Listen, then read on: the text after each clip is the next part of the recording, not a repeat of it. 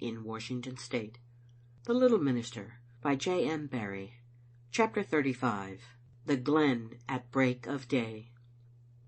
My first intimation that the burns were in flood came from Waster Lunny, close on the strike of 10 o'clock. This was some minutes before they had any rain in Thrums. I was in the schoolhouse, now piecing together the puzzle Lord Rintoul had left with me, and anon starting upright as Mackenzie's hand seemed to tighten on my arm. Waster Lunny had been whistling to me, with his fingers in his mouth, for some time before I heard him and hurried out. I was surprised and pleased, knowing no better, to be met on the threshold by a whisk of rain. The night was not then so dark, but that when I reached the Quharity I could see the farmer take shape on the other side of it. He wanted me to exult with him, I thought, at the end of the drought, and I shouted that I would fling him the stilts. "It's yourself that wants them," he answered excitedly. "If you're flayed to be left alone in the schoolhouse this nicht, do you hear me, Dominie? There has been frixsome rain among the hills, and the bog burn is coming down like a sea. It has carried awa the miller's brig, and the steading of Muckle Purley is standing 3 feet in water." "You're dreaming, man," I roared back, but beside his news he held my doubts of no account. "Rittery's in flood," he went on, "and it running wild through Hazel Wood to no Dunny's Tatty's fields out of sight, and at the kirk and they're flayed they've lost twa kye." "There's been no rain here," I stammered incredulously. "It's coming now," he replied. "And listen, the story's out that the backbone has fallen into the loch. You had better cross, Dominie, and thole out the nicht with us." The backbone was a piece of mountainside overhanging a loch among the hills, and legend said that it would one day fall forward and squirt all the water into the glen. Something of the kind had happened, but I did not believe it then. With little wit I pointed to the shallow Quharity. "It may come down at any minute," the farmer answered, "and syne, mind you, you'll be 5 miles frae Waster Lunny, for there'll be no crossing but by the Brig o' March. If you winna come, I'm maun awa back. I mauna bide langer on the wrang side o' the Moss Ditch, though it has been as dry this month back as a rabbit's roady. But if you—" His voice changed. "God's sake, man," he cried, "you're all right. Look at that. Dinna look. Run, run." If I had not run before he bade me, I might never have run again on earth. I had seen a great shadowy yellow river come riding down the Quharity. I sprang from it for my life, and when next I looked behind, it was upon a turbulent loch, the further bank lost in darkness. I was about to shout to Waster Lunny when a monster rose in the torrent between me and the spot where he had stood. It frightened me to silence until it fell, when I knew it was but a tree that had been flung on end by the flood. For a time there was no answer to my cries, and I thought the farmer had been swept away.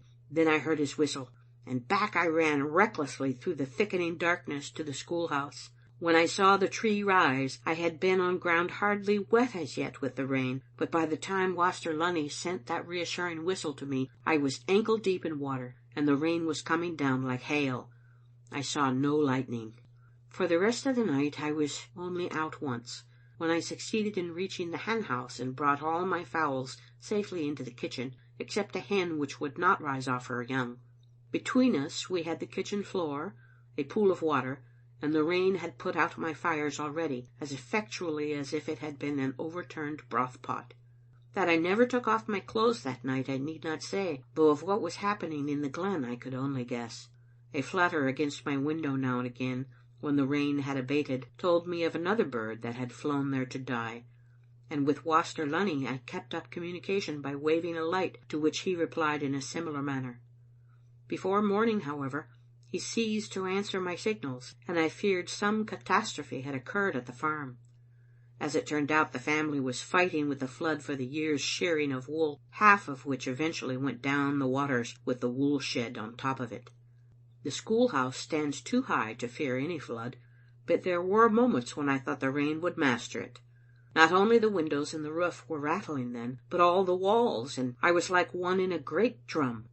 When the rain was doing its utmost I heard no other sound, but when the lull came, there was the wash of a heavy river, or a crack as of artillery that told of landslips, or of the plaintive cry of the pea-sweep as it rose in the air, trying to entice the waters away from its nest. It was a dreary scene that met my gaze at break of day.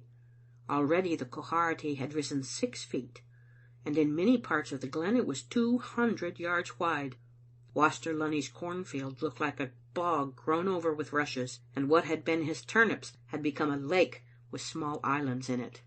No dike stood whole except one that the farmer unaided had built in a straight line from the road to the top of Mount Bar, and my own, the further end of which dipped in water.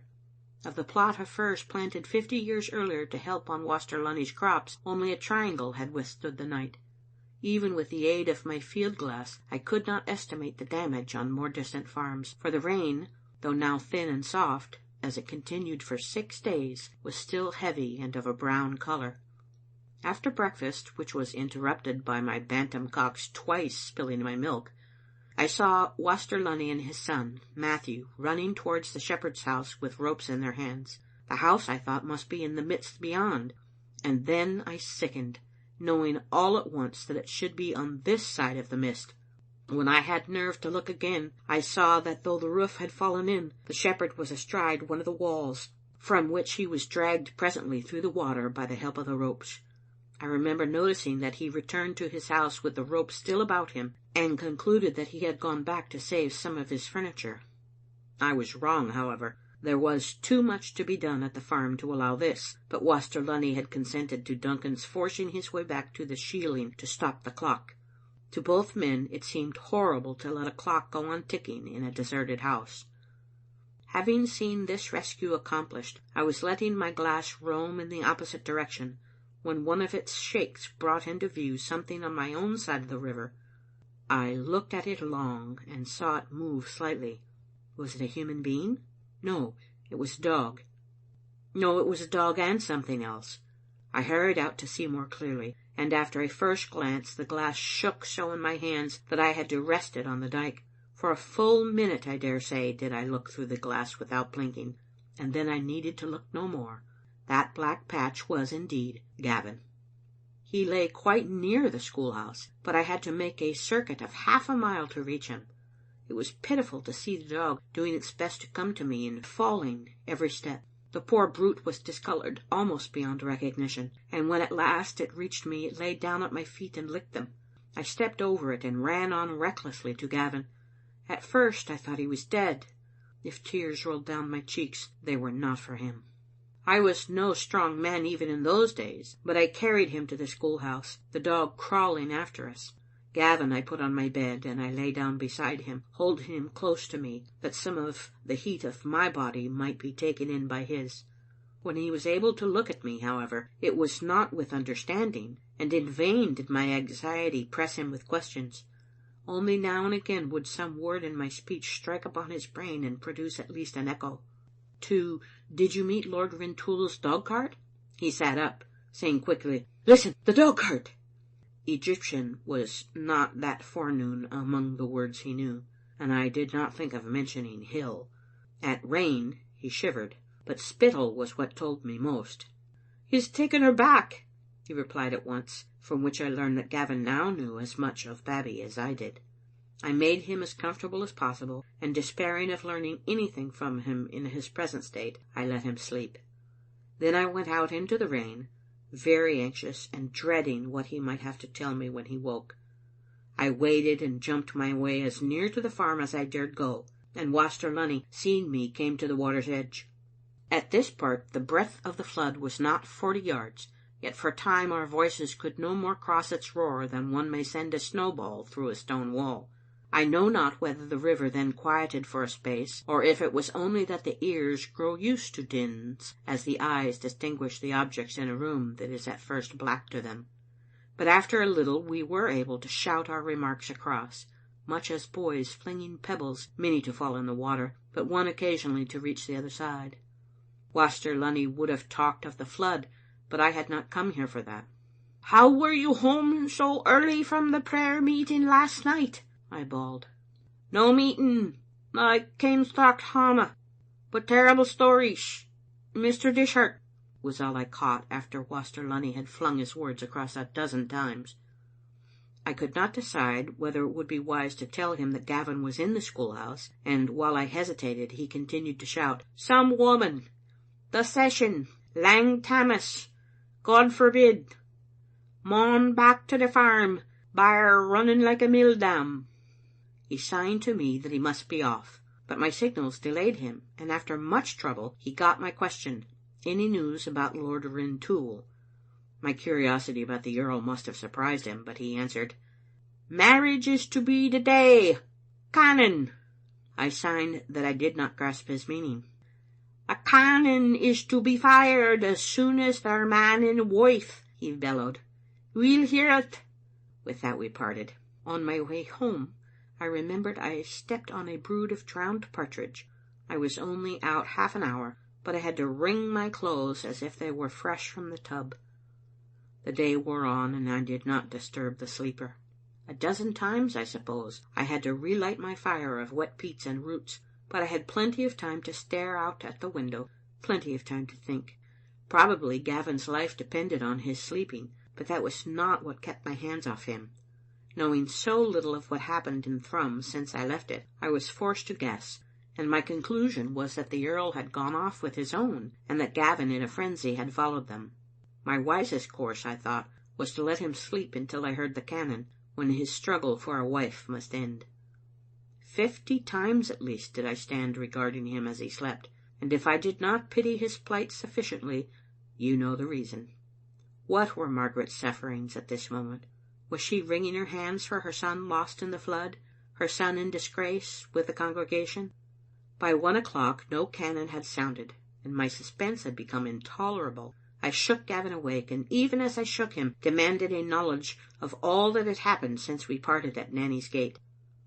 "How long ago is that?" he asked with bewilderment. "It was last night," I answered. "This morning I found you senseless on the hillside and brought you here to the Glen Quharity schoolhouse. That dog was with you." He looked at the dog, but I kept my eyes on him, and I saw the intelligence creep back like a blush into his face. "Now I remember," he said, shuddering. "You have proved yourself my friend, sir, twice in the 24 hours."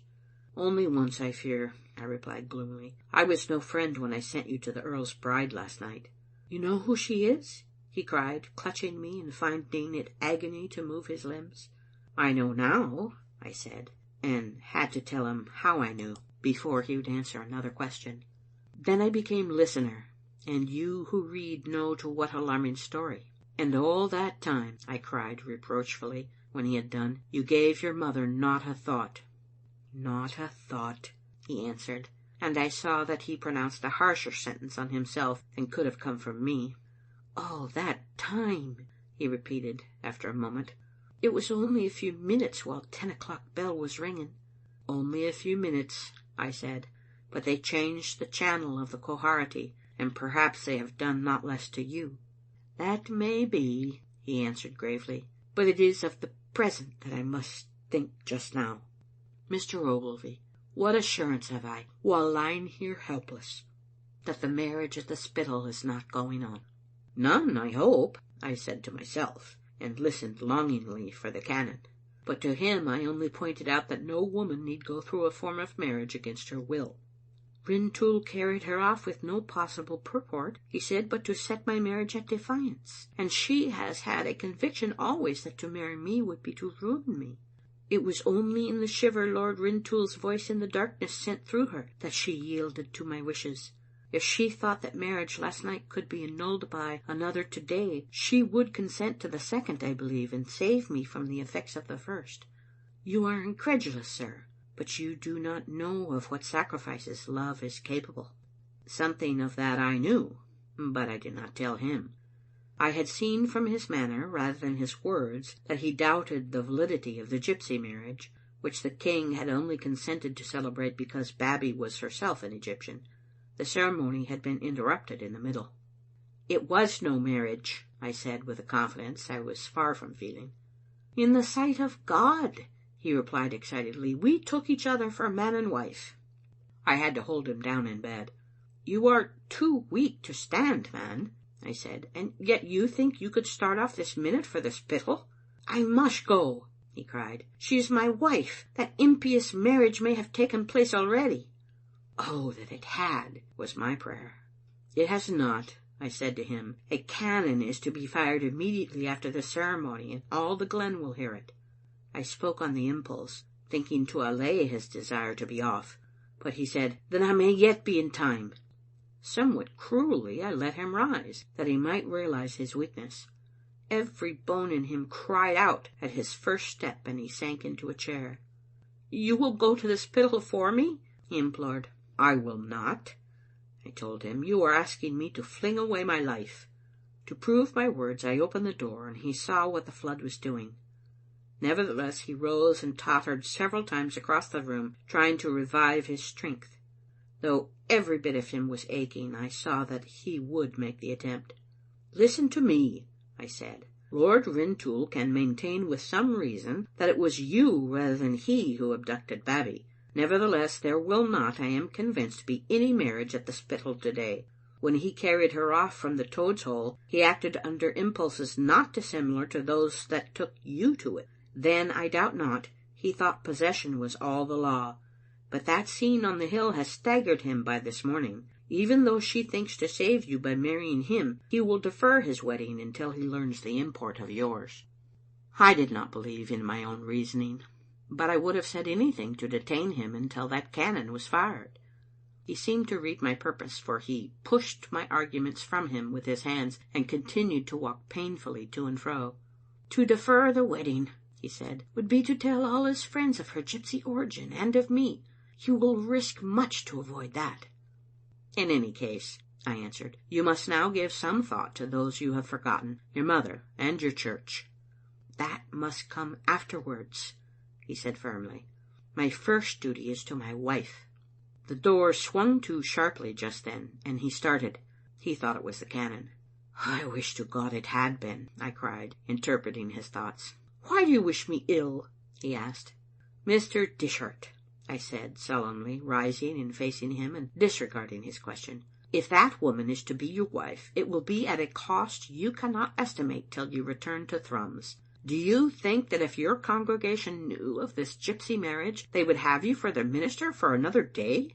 Do you enjoy the prospect of taking one who might be an earl's wife into poverty, ay, and disgraceful poverty? Do you know your mother so little as to think she could survive your shame? Let me warn you, sir, of what I see. I see another minister. In the Auld Licht Kirk I see you and your wife stoned through our wines, stoned from Thrums, as malefactors have been chased out of it ere now. And as certainly as I see these things, I see a hearse standing at the manse door, and stern men denying a son's right to help to carry his mother's coffin to it. Go your way, sir, but first count the cost." His face quivered before these blows, but all he said was, "I must dree my dreed." "God is merciful," I went on, "and these things need not be. He is more merciful to you, sir, than to some, for the storm that he sent to save you is ruining them. And yet the farmers are today thanking him for every pound of wool, every blade of corn he has left them, while you turn from him, because he would save you not in your way but in his. It was his hand that stayed your marriage. He meant Babbie for the earl, and if it is on her part a loveless match, she only suffers for her own sins. Of that scene on the hill no one in Thrums or in the glen need ever know. Rintoul will see to it that the gypsies vanish from these parts forever, and you may be sure the Spittal will soon be shut up. He and Mackenzie have as much reason as yourself to be silent. You, sir, must get back to your congregation, who have heard as yet only vague rumours that your presence will dispel. Even your mother will remain ignorant of what has happened. Your absence from the prayer meeting you can leave to me to explain." He was so silent that I thought him mine, but his first words undeceived me. "I thought I had nowhere so keen a friend," he said. "But, Mr. Ogilvy, it is a devil's work you are pleading. Am I to return to my people to act a living lie before them to the end of my days? Do you really think that God devastated a glen to give me a chance of becoming a villain? No, sir. I am in his hands, and I will do what I think right." "You will be dishonoured," I said, "in the sight of God and man." "Not in God's sight," he replied. "It was a sinless marriage, Mr. Ogilvy, and I do not regret it. God ordained that she and I should love each other, and he put it into my power to save her from that man. I took her as my wife before him, and in his eyes I am her husband. Knowing that, sir, how could I return to Thrums without her?" I had no answer ready for him. I knew that in my grief for Margaret I had been advocating an unworthy course, but I would not say so. I went gloomily to the door, and there presently his hand fell on my shoulder. "Your advice came too late, at any rate," he said. "You forget that the precentor was on the hill and saw everything." It was he who had forgotten to tell me this, and to me it was the most direful news of all. "My God!" I cried, "he will have gone to your mother and told her." And straightway I began to lace my boots. "Where are you going?" he asked, staring at me. "To Thrums," I answered harshly. "You said that to venture out into the glen was to court death," he reminded me. "What of that?" I said, and hastily put on my coat. "Mr. Ogilvy," he cried, "I will not allow you to do this for me." "For you?" I said bitterly. "It is not for you." I would have gone at once, but he got in front of me, asking, "Did you ever know my mother?" "Long ago," I answered shortly, and he said no more, thinking, I suppose, that he knew all. He limped to the door with me, and I had only advanced a few steps when I understood better than before what were the dangers I was to venture into. Since I spoke to Waster Lunny the river had risen several feet, and even the hillocks in his turnip field were now submerged. The mist was creeping down the hills, but what warned me most sharply that the flood was not satisfied yet was the top of the schoolhouse dyke. It was lined with field mice. I turned back, and Gavin, mistaking my meaning, said I did wisely. "I have not changed my mind," I told him, and then had some difficulty in continuing. "I expect," I said, "to reach Thrums safely, even though I should be caught in the mist. But I shall have to go round by the Kelpie brig in order to get across the river, and it is possible that something may befall me. I have all my life been something of a coward," and my voice shook when I said this, so that Gavin again entreated me to remain at the schoolhouse, saying that if I did not he would accompany me. "And so increase my danger tenfold?" I pointed out. "No, no, Mr. Dishart, I go alone, and if I can do nothing with the congregation I can at least send your mother word that you still live. But if anything should happen to me, I want you—" But I could not say what I had come back to say. I had meant to ask him, in the event of my death, to take £100, which were the savings of my life. But now I saw that this might lead to Margaret's hearing of me, so I stayed my word. It was bitter to me, this, and yet, after all, a little thing when put beside the rest. "Goodbye, Mr. Dishart," I said abruptly. I then looked at my desk, which contained some trifles that were once Margaret's. "Should anything happen to me," I said, "I want that old desk to be destroyed unopened." "Mr. Ogilvy," he answered gently, "you are venturing this because you loved my mother. If anything does befall you, be assured that I will tell her what you attempted for her sake." I believe he thought it was to make some such request that I had turned back. "You must tell her nothing about me," I exclaimed in consternation. "Swear that my name will never cross your lips before her. No, that is not enough. You must forget me utterly, whether I live or die, lest some time you should think of me and she should read your thoughts. Swear, man." "Must this be?" he said, gazing at me. "Yes," I answered more calmly, "it must. For nearly a score of years I have been blotted out of your mother's life, and since she came to Thrums my one care has been to keep my existence from her. I have changed my burying ground even from Thrums to the glen, lest I should die before her, and she, seeing the hearse go by the tenements, might ask, 'Whose funeral is this?'" In my anxiety to warn him I had said too much. His face grew haggard, and there was fear to speak on it, and I knew that some damnable suspicion of Margaret. "She was my wife," I cried sharply. "We were married by the minister of Harvie. You are my son." End of chapter 35.